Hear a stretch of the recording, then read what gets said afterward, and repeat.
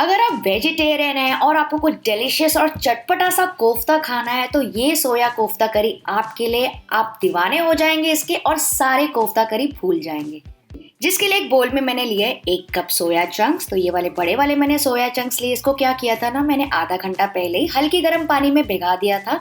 आप चाहे तो बारीक वाले सोया चंक्स या फिर मीडियम वाले, जो भी आपके पास अवेलेबल हो, आप चूरा वाला भी यूज कर सकते हैं। इसको बेसिकली भीगने देंगे। तो ये अच्छे से भीग गए हैं। अब हम क्या करेंगे, इसका एक्स्ट्रा पानी पूरा निकाल देंगे और इसको ट्रांसफर कर लेंगे ब्लेंडर में। तो पूरा पानी निकाल के निचोड़ लीजिए और उसके बाद इसको ट्रांसफर करते जाइए। और बस इसको अभी हमें पीसना है जैसे कि कीमा पीसते हैं। तो ये देखिए सोया चंक्स पूरे पिस गए। आप चाहे तो बारीक वाला सोया चंक्स भी ले सकते हैं। बिल्कुल कीमा जैसी कंसिस्टेंसी पे आ गए। पानी बिल्कुल फ्रेंड्स यहाँ पे नहीं यूज करना है। आप चाहे तो मिक्सी को बार बार चला सकते हैं, लेकिन पानी मत ऐड कीजिएगा। ये देखिए इसकी कंसिस्टेंसी बिल्कुल दरदरी जैसे चिकन कीमा होता है ना, वैसा। इसमें हम डाल देंगे अब 2 आलू बॉईल और ग्रेटेड।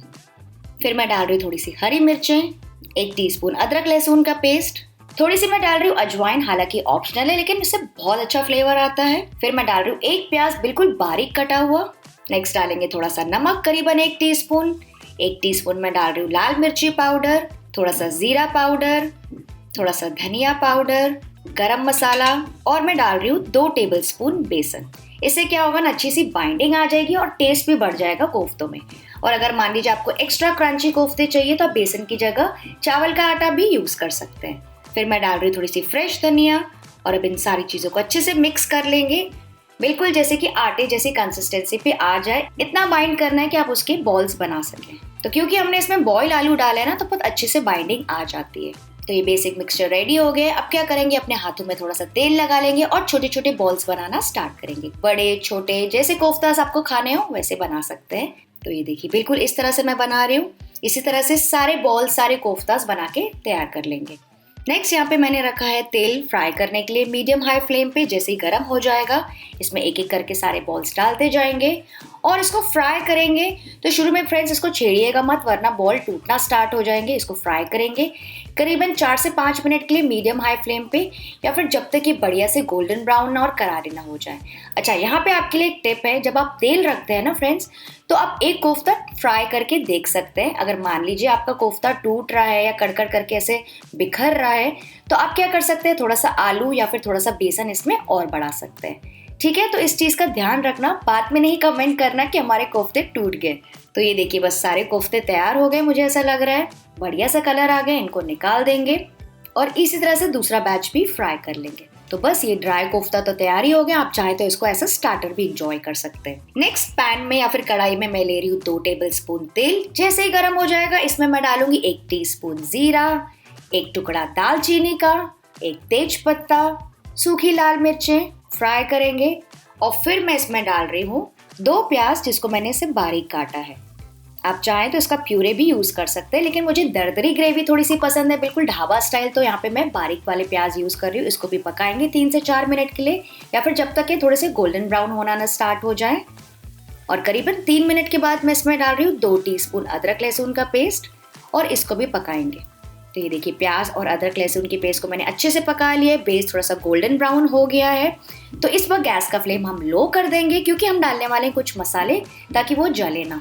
तो थोड़ी सी मैं डाल रही हूँ हल्दी पाउडर, 1 टीस्पून लाल मिर्ची पाउडर, 1 टीस्पून धनिया पाउडर, आधा टीस्पून मैं डाल रही हूँ जीरा पाउडर, आधा टीस्पून मैं डाल रही हूँ गरम मसाला, और ये देखिए बस आधा टीस्पून मैं डाल रही हूँ बेसन। आप चाहे तो इसके बदले आटा भी यूज कर सकते हैं। और इन सारी चीजों को मिक्स करेंगे। बेसन हमने बिल्कुल हल्का सा डाला है फ्रेंड्स, वो इसलिए ताकि जो ग्रेवी है ना, वो थोड़ी पानी पानी नहीं बने, थोड़ी सी थिक हो।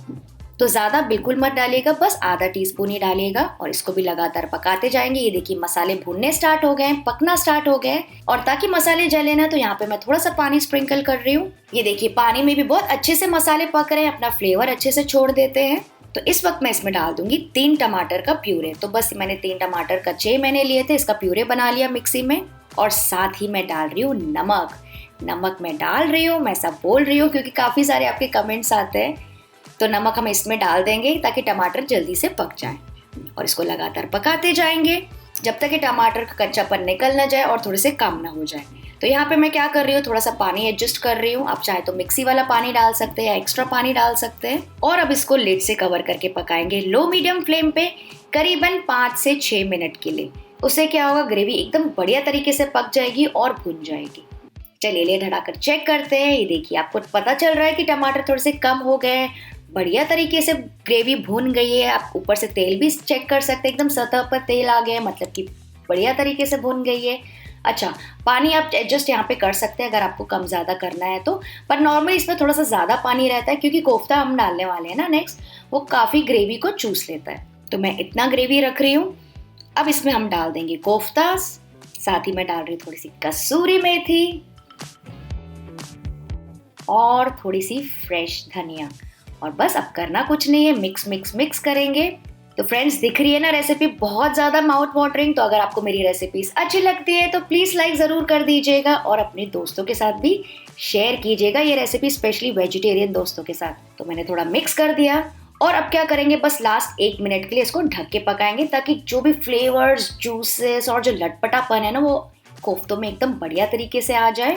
प्लेट हटा के चेक करते हैं। ये देखिए, ग्रेवी बराबर पक गई है, कोफ्ता भी एकदम जूसी हो गए हैं और कोट हो गए हैं ग्रेवी के साथ, सूखे सूखे से बिल्कुल नहीं लग रहे हैं। तो इसको गर्मा गर्म परोसेंगे और एंजॉय करेंगे फुल्कों के साथ, नान के साथ या फिर चावल के साथ।